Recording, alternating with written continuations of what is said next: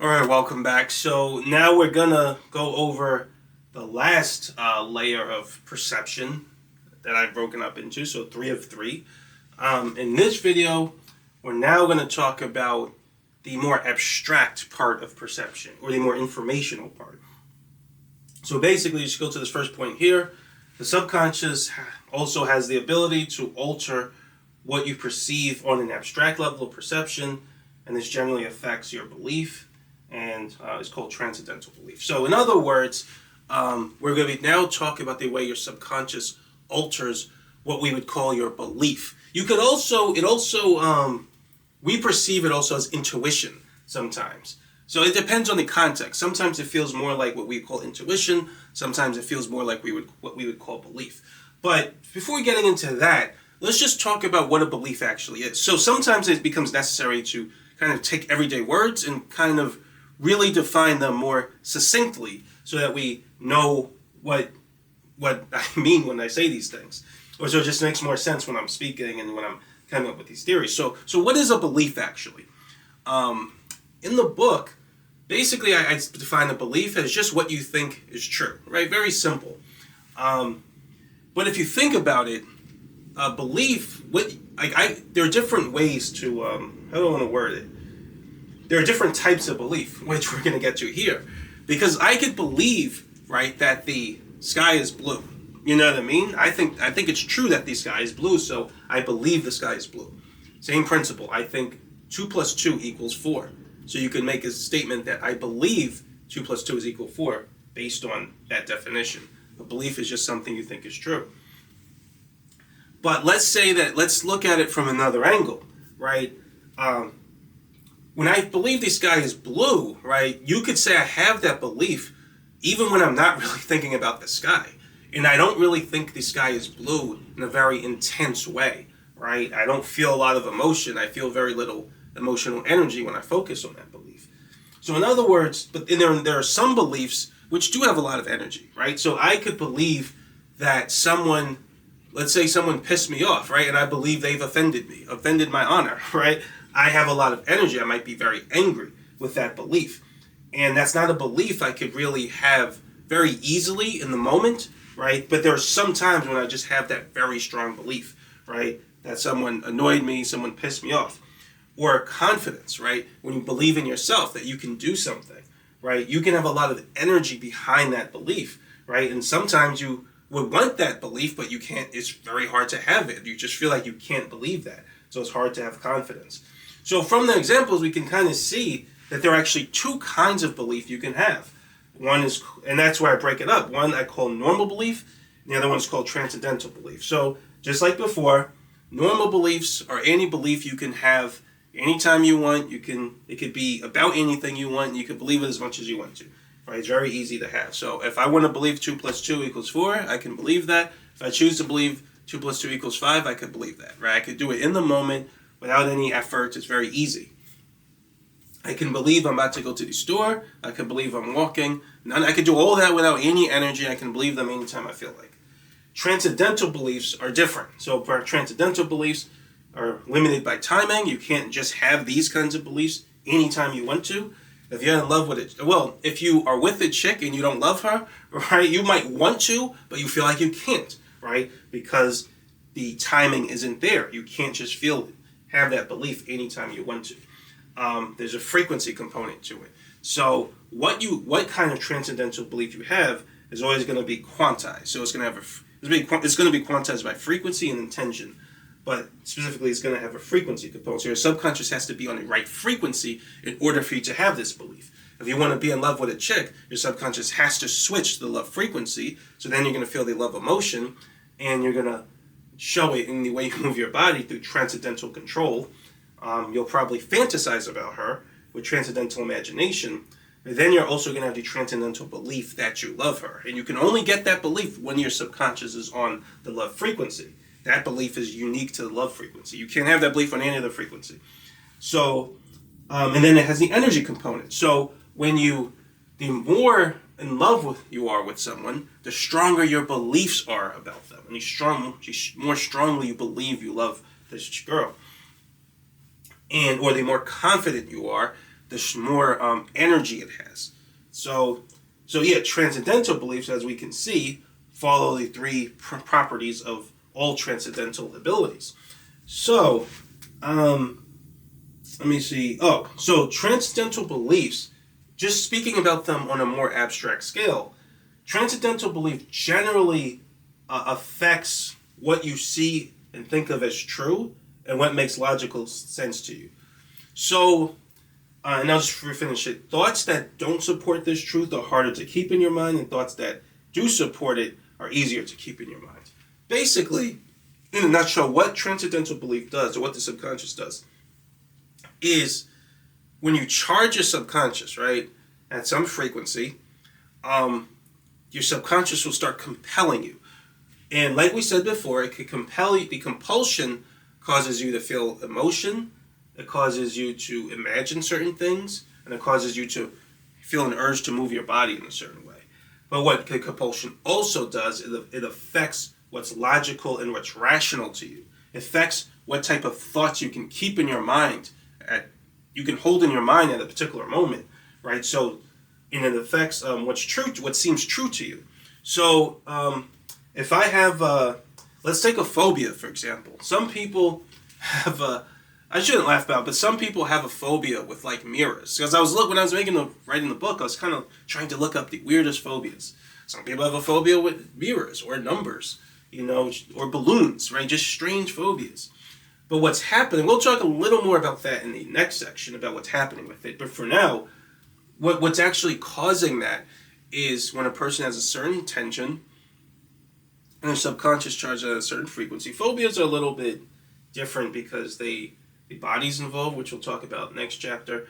But for now, we'll just say that their subconscious switches to a particular frequency related to mirrors, which that's the subject part. We haven't gone too much into how the subconscious changes in response to the subject you focus on, but we'll talk, that's mainly what we talk about chapter 7 though.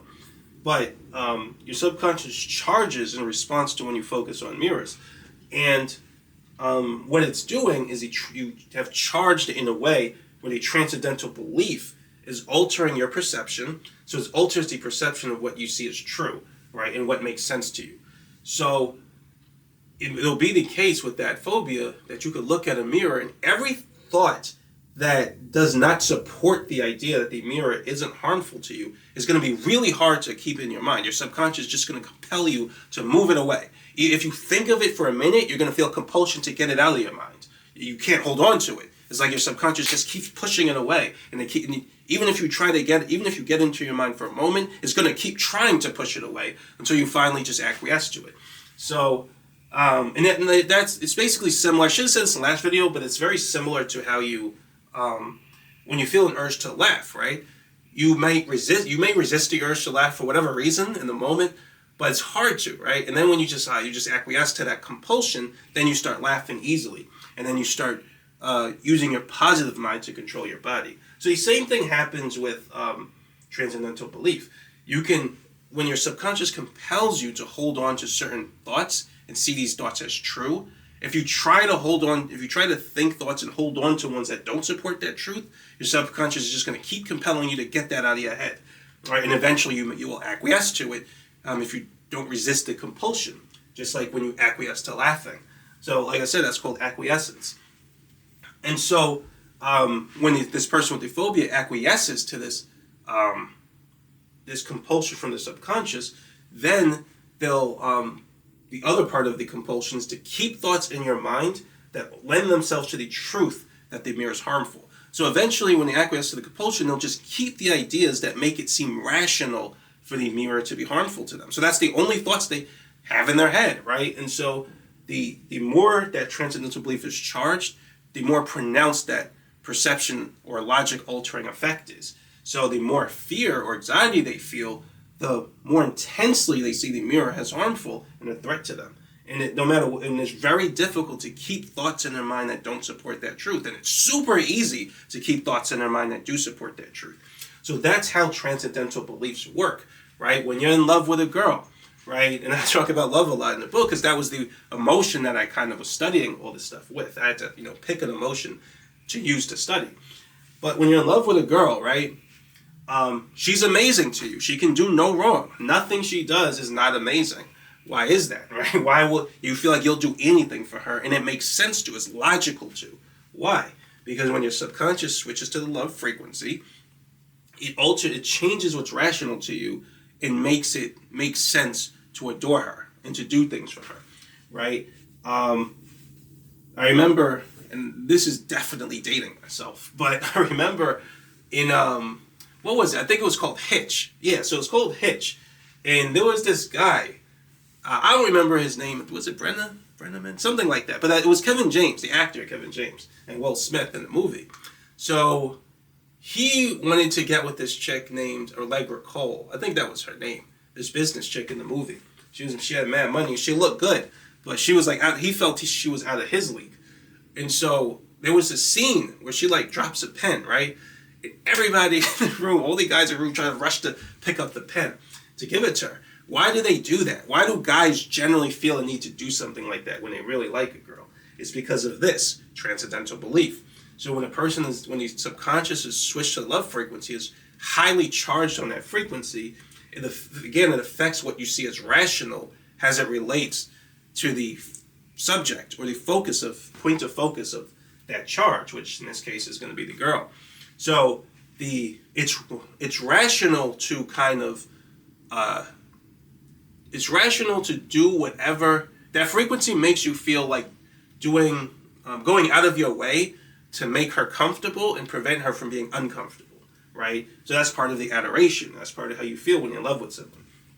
So when that happens, they don't do it begrudgingly. They don't like, oh, I gotta pick up this pen for her. No, they want to. They want to go out of their way. They're happy to do it, right? That's how that's why the love frequency is a nice frequency, because it helps you to serve others, like, well, someone you love, right? So, but you do it in a positive way. You don't feel like anyone's forcing you to do it. When you do it, you're happy to do it. And all positive frequencies like have some type of version of that. Negative frequencies are the ones where you don't want to serve someone. So your conscious mind might still choose to do it, but now you're doing it begrudgingly. You don't feel good while doing it, right? That happens a lot in relationships, right? When a lot of times, and I'm kind of going on a tangent, but a lot of times in relationships, a girl might want a guy to do a certain thing, right? And he might do it on a conscious level, or using his negative mind, but his positive mind is not charged at this frequency. He doesn't want to do it. He doesn't feel happiness from doing it, right? I don't know what frequency that is, but I'd have to think about it. But I would have to think about the emotion you feel when you're doing that. I would guess it's probably like an emotion of, oh gosh, let me just do this to shut this person up. Whatever emotion you associate with that feeling, which is a negative emotion. That's why it still doesn't really work when a guy does that, right? But when a guy's in love, he's happy to do it. He feels joy from serving the chick or serving others, serving someone he's in love with.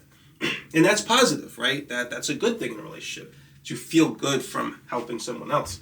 But getting back to these examples, so the love frequency alters what makes sense to what makes sense to do, what makes logical sense in circumstances involving someone you're in love with.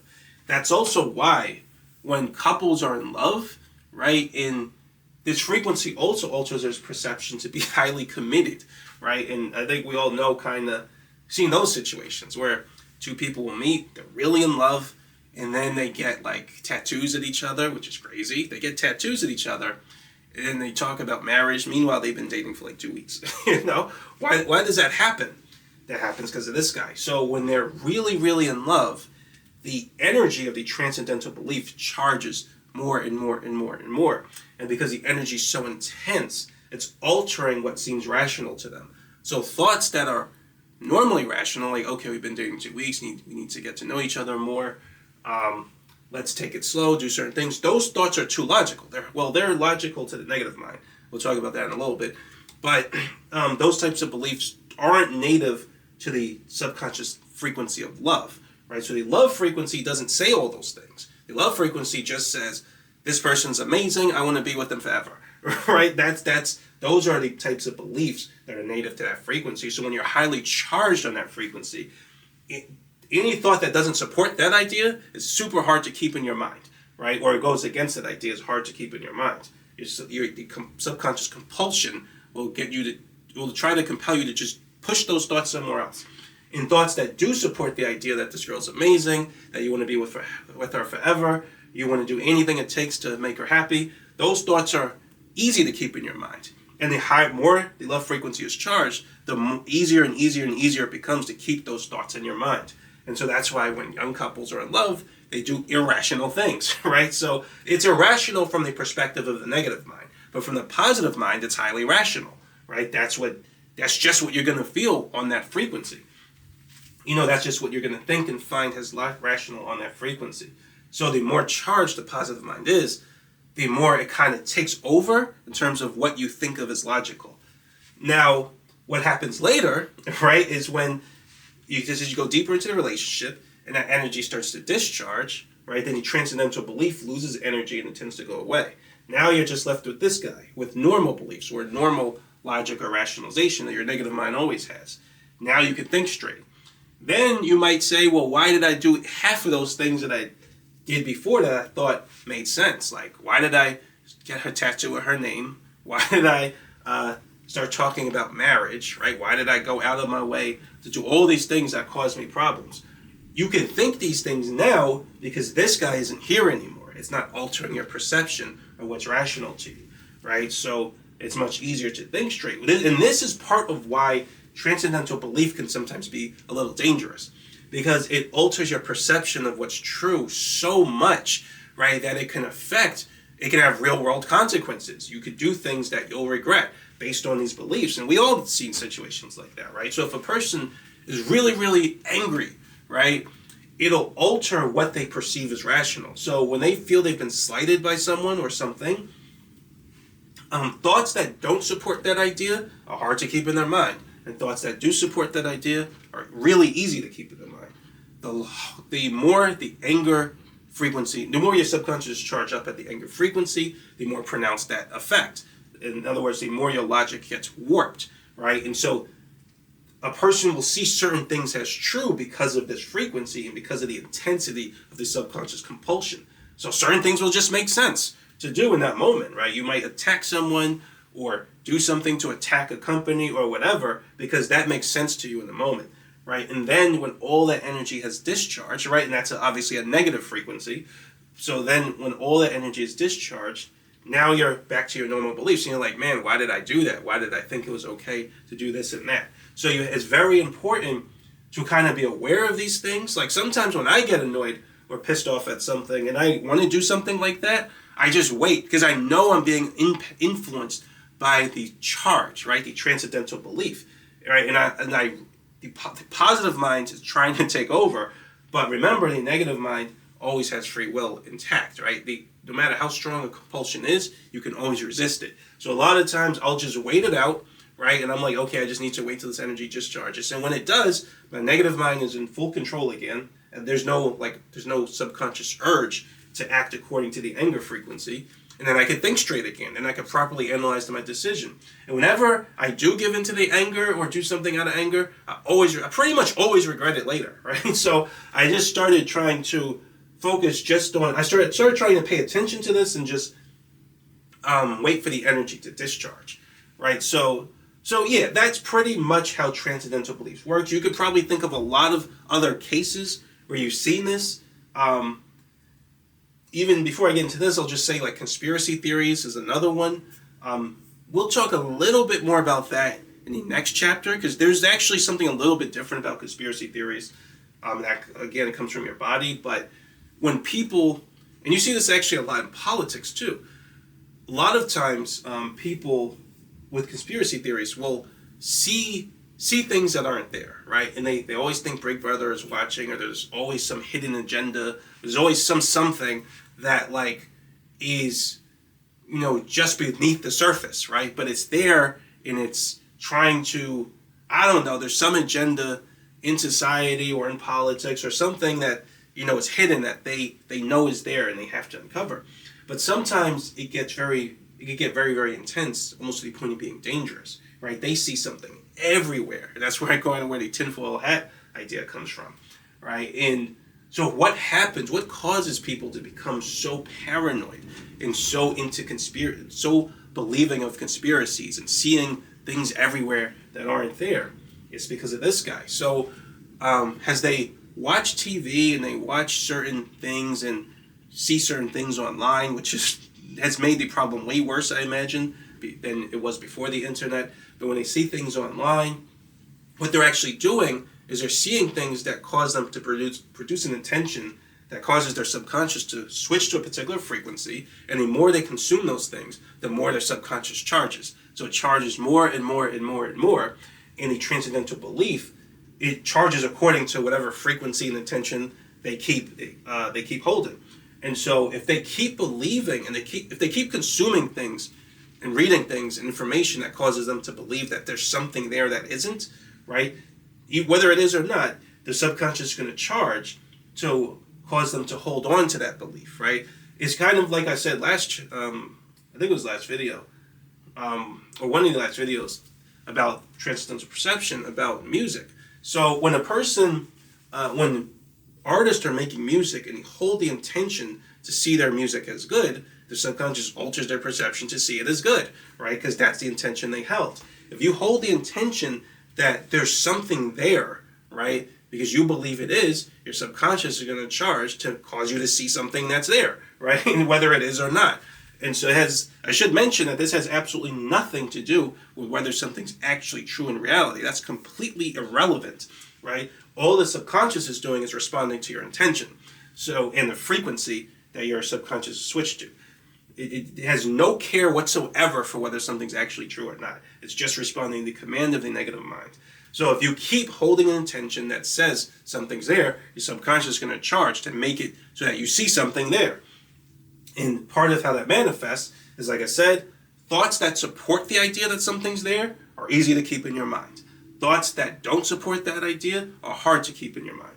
The more the transcendental belief of conspiracy, we'll just call it the conspiracy frequency. It's probably more like a doubt frequency, but we'll just call it the conspiracy subconscious frequency.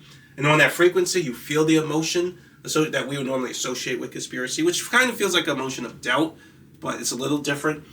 But we would just say the conspiracy emotion. You imagine things with transcendental imagination, according to that subconscious charge, but also it affects what you find as rational, right? So you're going to start putting together all of these ideas and all these you're going to start connecting the dots between all these sort of data points and seeing something that isn't there. And the data points that don't support that idea, that kind of break up the idea, you're just going to ignore because it's going to seem logical to ignore it because of the way transcendental belief affects your rationality. So so if you see people who are really into politics, by the way, I should mention it also happens in politics. When you continuously consume certain types of political media, you're actually charging your subconscious to believe in certain political ideas, and holding on to certain ideas becomes very, very easy.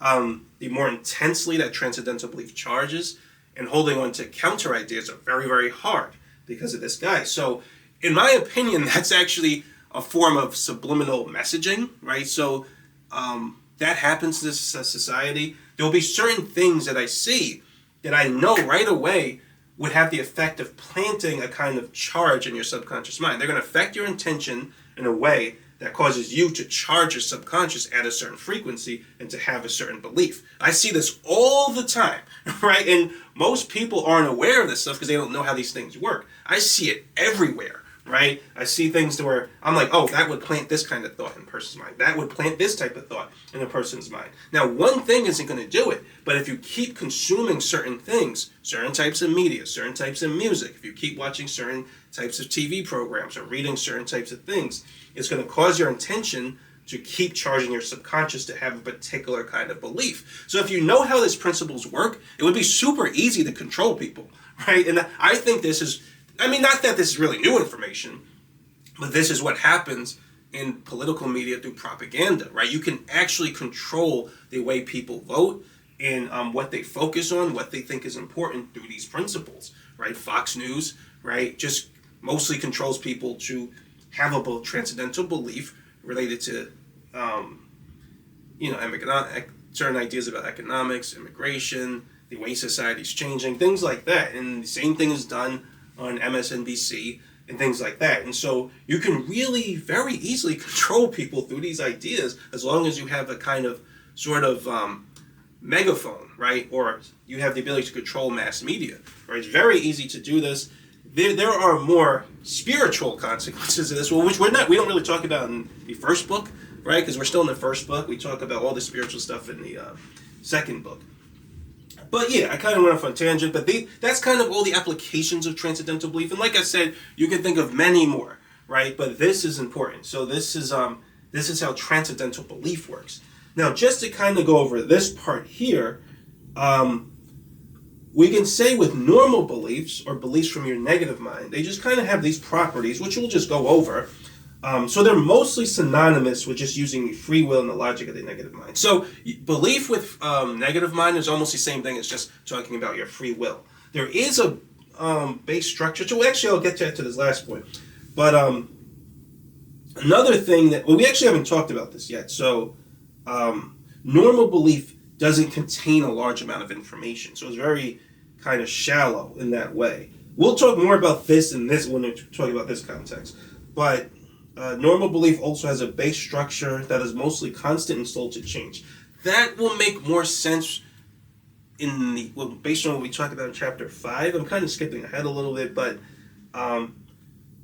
what this mostly means is that what you think of as rational and logical is actually, you have kind of a default mode, right? You have like a factory setting of what you think of as rational and logical, and that comes from your brain, right? So that's kind of the default factory setting, so that doesn't change very much. It does change throughout your life, little by little, but it's very slow to change because your brain changes at a very slow rate. So this is what you normally think of as rational and believable is usually, if you're using your negative mind, then it's just going to be based on your factory setting. And like I said, that's just synonymous with mostly using your free will. Now, with transcendental belief, we were kind of already run over that. So what's logical and truthful to you is determined by the subconscious quantization, which is going to be based on the subconscious frequency and your intention. So we went over that. So it has an energy component that highly alters what's rational to you, so alters your perception of what's true. So let's go over this part. So it can contain large amounts of information. So what does that mean? In the book, I actually forgot to put this in chapter 3. I could have edited it, but I was like, I'll just leave it. I put it in chapter 7 because we talk about the connection between intention and subconscious quantization again, subconscious frequency. But what this basically, I think it really makes sense to put in chapter 3. So what this actually means is that your subconscious, it can also compel your conscious mind in a way that allows you to hold on to a huge amount of information at once. And so, for example, let's say I want to add 1 plus 1 in my mind, right? That would be easy. No problem. I could do that. Let's say I want to add 1 plus 1 and 2 plus 2 at the same time, right? Not separately. I want to solve both equations at the same exact time. I could pull that off. That's a little harder, but I could do it. Now, let's say I want to add 1 plus 1, 2 plus 2, and 3 plus 3 at the same time. That gets a little bit harder, right? But let's say I want to add 10 equations, 20, 100, right, at one time. I couldn't do it, right? That is beyond the normal human capacity of thought. So your thoughts have almost like a memory structure, right? Like a data memory structure, right? In terms of how much information can your mind hold on to at one time, right? It's easy to hold on to a little bit here, a little bit here, and a little bit here. And at some point, you'll kind of cover a large amount of information, like a book or a movie. But no, how much information can your mind hold on to at once, all at the same exact time, right? It's not a lot of information, normally, or with a normal belief, because beliefs have informational memory component to them, right? Like I gave with the equations. So if I have the belief 1 plus 1 equals 2, 2 plus 2 equals 4, 3 plus 3 equals 6, I can have that belief very easily at the same time for like 2 or 3 equations. It would be hard for me to have that belief for 20 equations or 100 equations at once at the same exact time, or to express that belief. Transcendental belief is different. it can actually charge to hold on to more and more and more information. So, and we actually end up a lot of time that's done when it comes to like education, things you learn about in education. We're going to talk more about that in the next video.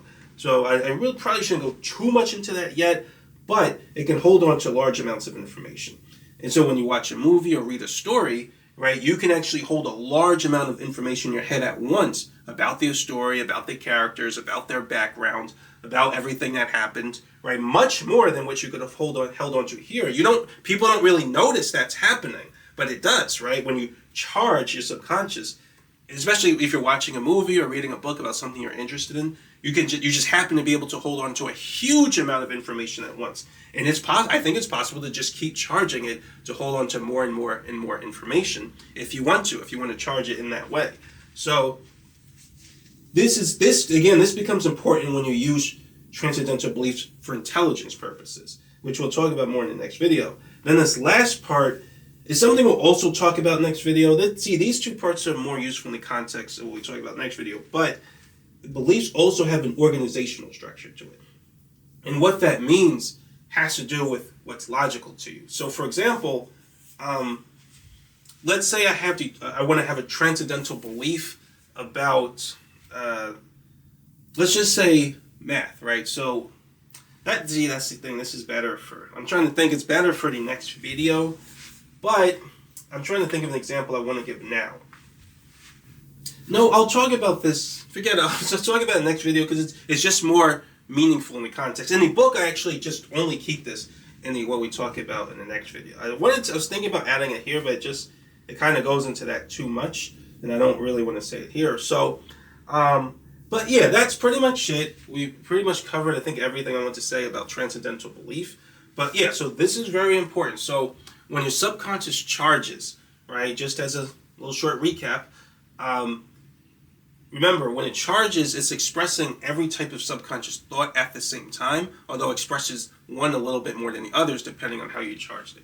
So every subconscious compulsion is going to have an emotion. It's going to affect the way you move your body. It's going to affect the way you perceive things. Not that much with your five senses, but a little bit. But it's going to affect the way you imagine things, the intensity of your imagination, how vivid it feels. And it's going to also affect what you believe. So every compulsion has all those components in them at the same time. So when you're charging your subconscious, it's very important to recognize everything that's going on. Depending on what you want to charge it for, you're going to focus on which of these sort of effects or aspects you want to change, right? So if you want to be more confident, that's going to be a transcendental perception charge or transcendental belief charge, right? If you want to charge it to sort of be more intelligent, to be smarter at things, right? Could be math. We'll talk more about that in the next video because that has to do with the organizational component, but it also can help you hold on to large amounts of information at once, right? So you can just see certain things, hold on to a huge amount of data, and just start solving things based on this ability. If you want to be more supportive of like someone or your spouse, that's a transcendental belief charge, right? Because you want it to seem logical to you or make sense to you. You don't want to do it begrudgingly, like, oh gosh, I got to do this, right? So you want your subconscious to be on the right frequency, and you want to charge the belief, and then it's going to be easy to you, and you're going to be happy to do it. That'll be from some positive subconscious frequency. So yeah, that was just a recap. But you want to start thinking in terms of all these transcendental abilities, right? When you start charging your subconscious, and then just regular things you do in your life and the things you observe in others, all these things are going on with your subconscious mind, and most people aren't aware of it, right? So in the next video, we're going to talk about the next transcendental ability, which has to do with creativity and intelligence. So yeah, that's all. Thanks for watching, and I'll see you next video.